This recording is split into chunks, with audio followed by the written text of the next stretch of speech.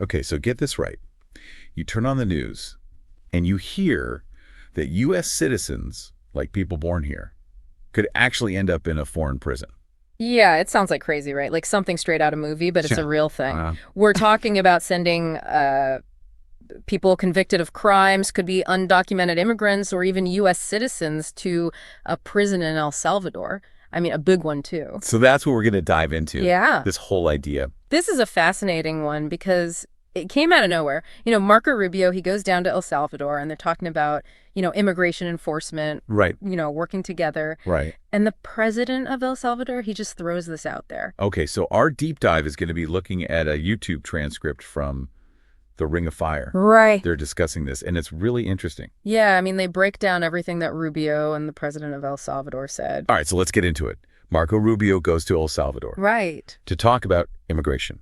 What happens? So the transcript points out that the president of El Salvador says, hey, we'll take your deported immigrants, no problem. Right. But then he says, hey, we'll also take your convicts, your U.S.-born convicts. Oh, wow. I mean, it's pretty wild. It's worth noting that the transcript does mention that Donald Trump actually, kind of floated this idea way back when. Oh, really? Okay, so he wasn't completely out of left field with this idea. No. It had been out there, but never really taken seriously. Okay, so how did Rubio react to this? So in the transcript, Rubio calls it an unprecedented, extraordinary migratory agreement. Okay.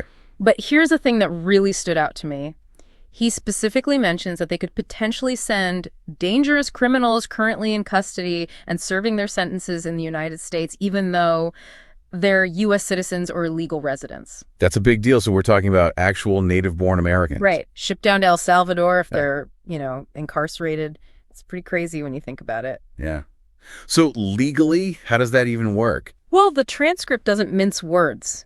They call it 100% illegal, and they're basically saying, get ready for a ton of legal challenges. So where do these legal challenges even go? Right. I mean, that's the million-dollar question. The transcript specifically mentions the conservative-controlled Supreme Court. Right.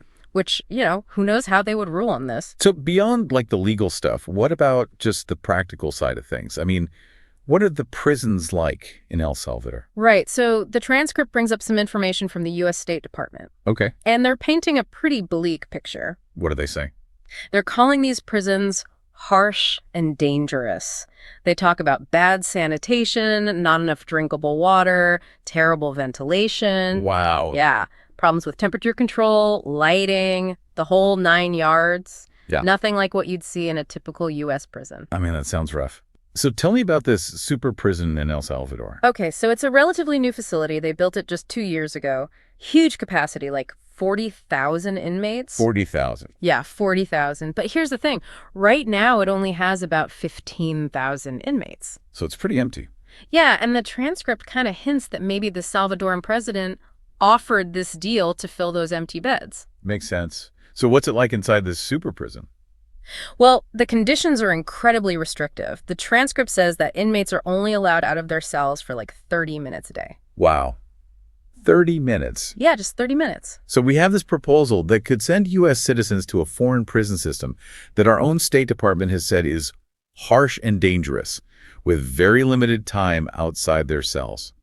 I mean, just thinking about that makes me wonder about what it says about our current approach to crime and immigration in the U.S. Yeah, I mean, what does it say that we're even considering this? The legal questions alone are huge, but then you add in the potential human rights issues.